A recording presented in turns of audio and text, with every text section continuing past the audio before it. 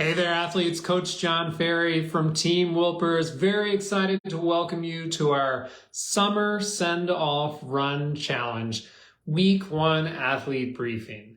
So the main goal of this challenge, per usual, is to increase the distance test result of our 20-minute distance test, this time over just a condensed 6-week period. So this challenge is designed for athletes of all ability level. And the ways in which we're planning to work on that 20-minute distance test result are follows. We're going to be working on endurance running, stridage drills, hill repeats, threshold and sub-threshold energy zones. When I mention those sub-threshold energy zones, I'm talking about marathon pace, half marathon pace. So the very top end of our endurance race paces right there. The secondary goal for those athletes that have been around our challenge infrastructure for a little bit will be to take some of the speed and efficiency that you've developed with those anaerobic capacity intervals and VO2 max intervals that you've been doing over the last maybe 8 weeks, maybe 16 or more weeks, and move that efficiency to a little bit longer distance, holding that higher pace for time over distance. For people who are new to the program, we'll still be working those kind of high-end endurance paces and looking to really build and gain some efficiency in that energy zone. So we'll work with both if you're coming in brand new or if you've been around this challenge infrastructure for a little while. A little bit of housekeeping before we get really into things here. So the challenge portal, your website, will have the schedule for your week. You'll get an email reminder on Friday that the new schedule is out, but you'll need to go into that portal to see the workouts. There's a couple other important things on that portal. Probably most importantly, your paces. So the paces are based upon the result of your 20-minute distance test. Once you complete that workout, you'll go and use the gear icon on that pace box to enter the distance achieved during that 20-minute test, which will spit out your paces for the remainder of the challenge. And then finally, if you've been around for a while, you know where I'm going here. There's the box next to every workout. You check to say, I completed this workout. I'm checking the box to claim it. Once again, as people know who've been around a minute, I'm a big proponent of chasing a 100% completion percentage over the scope of the challenge. That is the best absolute way to put yourself in a position to be successful over the scope of the 6 weeks and on that second 20-minute distance test if you want to see some improvement over this training time. So chase that 100%, make sure to get in and check the boxes. Strength. So for those utilizing the strength challenge, make sure to check out the recent interview I did with our coach Ava Fagan, who is the creator of that program. For our All Access members, there will be a link available to you in your email. So we talked a lot about the program, a lot about strength training in general. So if you're curious about that or want to kind of dive into some of the specifics of that workout, make sure to check out that interview with Ava. Now to our week 1 workouts here. So run number 1, our 20-minute distance test for those who are doing it. So this is quite simply as far as you can run in 20 minutes. This is a max effort test, not to be confused with a progression run, where I know a lot of people kind of tiptoe into this thing and start accelerating towards the finish. What we want to find out is, once again, what is the maximum amount of distance you can cover in a 20-minute time span, and that's what's going to set the basis for the rest of your challenge here. So this is an intro baseline test. There will be another one 6 weeks from now to see what we've done. So because this is a baseline test, you can't do poorly, you can't do excellently. You're just setting your baseline so that we can have something to compare to 6 weeks down the road. You can do this workout indoors, outdoors, on a track, on a tread, some other thing that I can't think of right now. It can be done in whichever way you like.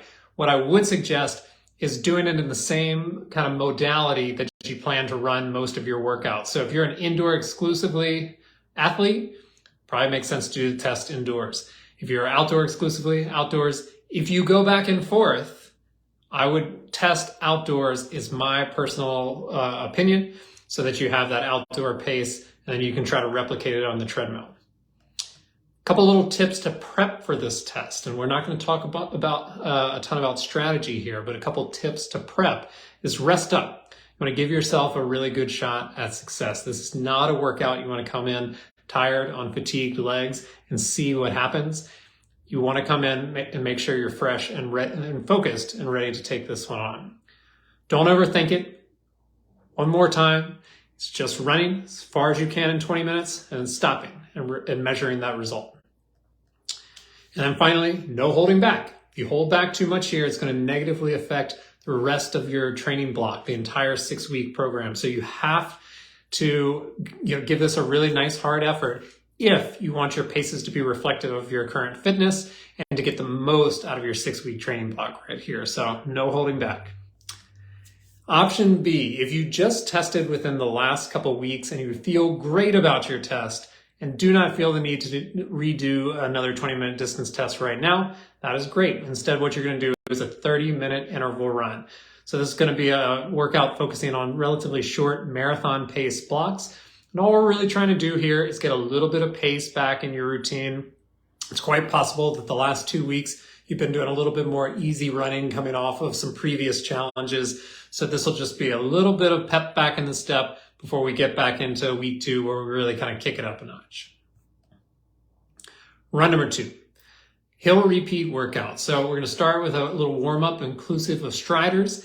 I always like to touch at this at kind of the top. Striders are just accelerations to a pace in which could be deemed hard. So strider paces could be different for each strider. It could be different based upon how you're feeling within the scope of your week. What this is not is an interval, and it's not part of the main set. This is very much part of the warm-up. So I want you to think of these 15-second accelerations as moving from your easy pace just to a pace that feels a little bit difficult, maybe just for the final second or two, and then winding back down to easy pace. What we're looking to do here is just pick up the pace. We want to alter your stride length, start to lengthen it up a little bit in the warm-up before we get into the main set of your workout. So speaking of the main set of this workout, we're doing hill repeats. So I mentioned 3 to 4% is a great kind of guideline to shoot for. Feel free to adjust based upon what is available to you. 1% is a little light, 5 and 6% is getting a little steep, but it's not going to make or break the workout either way. So what we're doing in this workout is just hill repeats of 2 minutes up and then 2 minutes recovery, either on flat or back down. This is an easy pace workout throughout. So for people who've been around a long time, we certainly have done some hill repeats in the past that are at kind of high intensity, half marathon pace, maybe even as high as threshold. These hill repeats are easy pace. So a little bit long duration, 2 minutes, but easy pace workout. So this should be an endurance workout, hopefully start to finish. What we're trying to do is just start to recruit the muscles of the posterior chain, make sure that they're part of our running motion. This workout at large, both the striders and the hill repeats themselves could absolutely be considered running drills that focus on improving running efficiency and economy. So that's what we're looking at as kind of our back end objective of this workout here. And then finally, our third and always best workout of the week, hopefully, our long run, our endurance run to finish the week. So this wants to look easy, be easy, and feel easy the whole time. You want to walk away from this one feeling great. It's a great opportunity to log miles, hopefully have a little bit of fun, get to relieve some of the pressure of training stress, of having to deal with those structured workouts and be really focused about, pace and intervals. So you just make sure to adjust your pace back to a point that feels easy and is conversational, and have a lot of fun out there. Always my favorite run of the week when things are going well. If you're in the middle of a long run progression for a 10K, half marathon, 5K, marathon, 50 miler, whatever it might be, certainly feel free, take the liberty, adjust this workout longer. This is the nice opportunity to do that. You do not need to do this endurance run in addition to a long run. This is your run just to adjust to a little bit longer. Go for it. So we're going to jump right into a couple questions that came up via the group here. So question 1 here was, I'm currently in the intermediate marathon training program, and I've noticed that my easy pace is getting faster. I'm trying to keep my easy runs within my easy pace as much as possible. When or would you recommend that I take the 20-minute test again and adjust accordingly? Or do you recommend that I stay within the original paces? So This is a great question, and I think this is going to hit a lot of people of when to adjust pace. And it's a hard thing to figure out. Actually, Matt and I have talked a lot about this over the years, that it's sometimes really hard with athletes to know when to move their paces forward. However, in this particular scenario, this is a great situation to be in, which is that you're pushing up against the edge of your pace ranges, which means you've made adaptations, you're getting stronger, and probably are certainly on the verge of needing to move those paces a little bit forward. So what I love, especially in a long build like a marathon, an 18-week training program is what we rolled out here, is B races. And so when I say a B race, I mean anything that is kind of a lower priority item to your main event of the season. And if you're training for a marathon, it's most likely that that is the main event of your season here. So those B races can kind of be anything along the way. So what those B races give you the ability to do is practice racing. It's not something that just comes natural to everyone. So if you are planning on training for 6 months for one day, one event, that is a lot of pressure to put on yourself for one singular thing. If you break that thing up in over 5-6 events, you know what it means to go through the starting chutes, porta potty lines, corral system. You're more comfortable when you come into your main events. You get that practice racing. You get practice getting uncomfortable. If you plan especially to push yourself faster than your easy pace, you have, specific pace goals in your race. Holy moly, is it hard to come in cold, no practice of racing and expect to hold that pace, especially for 26.25 miles. I mean, that is a tough thing to do without that practice of racing and practice getting uncomfortable and being uncomfortable for a sustained period of time. And then finally, what is most applicable to your question here is that it gives you a really great kind of look into what your paces are and maybe what your paces should be moving forward for the rest of training. So 10Ks and half marathons are my favorite, and anywhere in between, favorite thing to test, favorite race distances to use to test for marathon pace. The reason is they're kind of getting, a little bit longer, especially obviously the half marathon. It's very applicable energy zone wise. So at this point, we at Team Wilpers don't have a way to take the results of those 10Ks, half marathons, etc., and translate them into new pace zones. However, it is the better way to test for marathon pace, as opposed to, I'll talk about the pros and cons of the 20-minute test here in a second, but it would be okay to use a third-party app like a Jack Daniels VDOT. Go take those results of a 5K, a half marathon, get yourself a new threshold pace, and then you can kind of back end it into our portal for paces. But that would be a great way to do it. So the 20-minute test, we use it certainly to establish paces for the challenges. We use it to establish paces actually for every training plan on the platform. So if you have no access to B races, which there are plenty of legitimate reasons to not have access to B races, performing this 20-minute test is absolutely an option. So the pros of the 20-minute test, incredibly easy to do. You walk straight out the front door of your house, or you don't even walk out of your house. You jump straight into the treadmill in your basement, wherever it might be. You do that 20-minute test. You have new zones literally 20 minutes later. Very, very easy to administer. The cons is that the 20-minute test is not nearly as applicable to marathon pace. We're talking about a pace you can run for 20 minutes versus the pace you can hold for 3-4+ hours. There's a lot to be lost in translation there. As opposed to a half marathon, you still have to double that race distance, but we're in a much more comparable energy zone all of a sudden. So the cons is that you don't get necessarily as specific of guidance on the marathon pace if you're looking for a pace test. Once again, the pro, very easy to do. For both options, you don't have to be that thoughtful about when and where you're putting these into your training. In this challenge structure, I said make sure you're plenty rested to go and knock out this 20-minute test.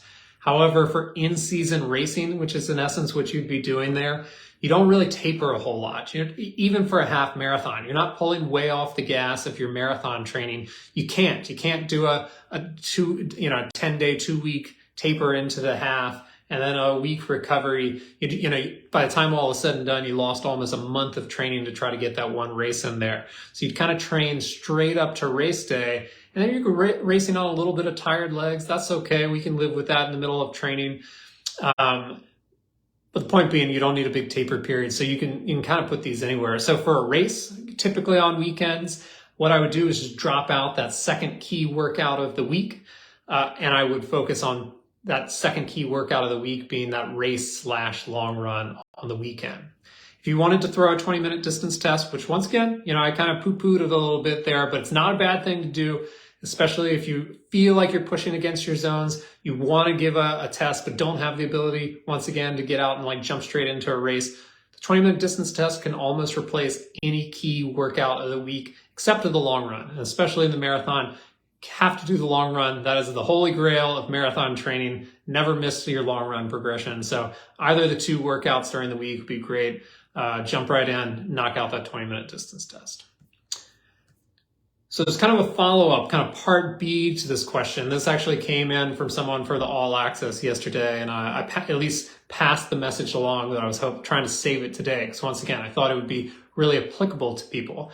So this is, I'll start with the question first and then break it down a little bit. So question was, how do we handle scheduled races and how should we adjust our training? For example, I'm currently in the week 5 and we'll be running the New York City Marathon.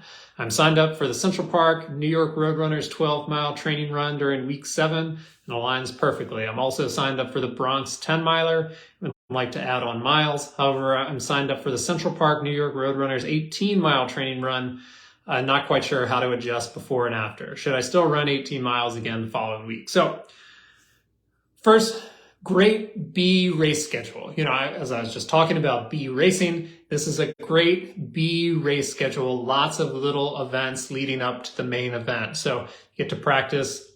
You get a lot of options. You can practice pacing. You can practice your fueling. You can practice just the apparel, your race kit that you plan on wearing for the day. You can break and shoot, et cetera, et cetera, et cetera. So great B race schedule. So an important piece of information I'm missing here, and I'm gonna have to work around it a little bit, is I don't know which of the marathon training plans you're following on this one. So it's not gonna matter exactly based upon kind of my answer to the question. So kind of just starting using this example. It sounds like you have one race, that Central Park 12-miler training run. It's going to align perfectly. You can go right into it. You can run easy pace. It's nice that's fully supported. Perfect with your race calendar. The Bronx 10-miler starts getting interesting because as your marathon training is progressing, it's most likely at that point, especially that deep in your training block, 10 miles is going to be a short marathon long run. You probably have called for a longer run that week. So there are a few things you can do. You can add on warm-up miles and certainly put in a few miles before you go into the race, depending upon how many miles you need to make up. You can do miles after the race. This is sometimes a little bit harder for people. There's certainly a finish line mentality when you cross the finish line, that very understandable and rational thing where you don't want to keep running after that, but might make sense based upon your training schedule. So this race in particular, it would be that you're going to see a lot of people leaving the race and running back to Manhattan at the end of it. But I think the biggest decision you have here with a race of this distance, because I was just talking about B races of 10K to a half marathon, is that this is a great time and opportunity in a marathon training block, especially for New York City Marathon, to maybe go after it and to really race hard and test those paces. And what you have to consider when you throw these kind of B races in, especially at the distance of 10 miles to half marathon, is how's your long run progression going? Are you capable of taking a week off to race, or do you simply need to cover the distance? Kind of the second thing would be, how comfortable are you with a 10-mile race? Is a 10-mile race going to be something you can bounce back from in 48 hours? Or is a 10-mile race something that's going to knock you out of commission for half a week or a week to follow? So there are some decisions to be made there around that 10-miler, but it certainly is an ideal time in a training cycle to really go after it and put in a solid race. And once again, it still might be that you add some miles on as warm-up miles, cool down miles, to try to keep in alignment with that long run progression that you're planning for the marathon.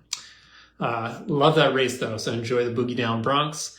And finally, the New York Roadrunner 18-miler. So the most important things here year, is these are self-supported training runs. But 18-mile race would be a very complicated thing to have during the middle of a training cycle. So you've got to do a couple things to kind of rein this one back a bit. So you have to do, New York Roadrunners puts these on, and other race organizers put these kind of 18-mile runs on the schedule to keep runners accountable, to stay ready for the race and to help them prepare. And I talked about the things that you get to practice when you include B races, but this is an excellent opportunity, especially this particular training run, to have a fully supported long run. There are water stations along the course with the same thing that they're going to provide for the New York City Marathon. So you should be coming into this absolutely practicing your race kit, practicing your race day nutrition, practicing your pre-run breakfast, practicing potentially, once again, there's a good opportunity, especially at 3 Loops of Central Park, to pick some sections to maybe practice portions of race miles. I wouldn't do it for the whole 18, but I might do it for 1 loop in the middle of this race here. But this is not so much about race. So if you need to adjust this to suit your training, by all means do so. This is a training event that's put on and supported to, once again, support the athletes getting ready for the event. But you got to make the most of it and always do what's best for your training as opposed to servicing the race itself. So hopefully that was helpful. Well, ladies and gents, that'll be all for our week 1 briefing here. I appreciate you so much for being here on a Friday night. Super excited to kick off this summer send-off challenge, and I can't wait to see you back here next week for week 2. Have a great one.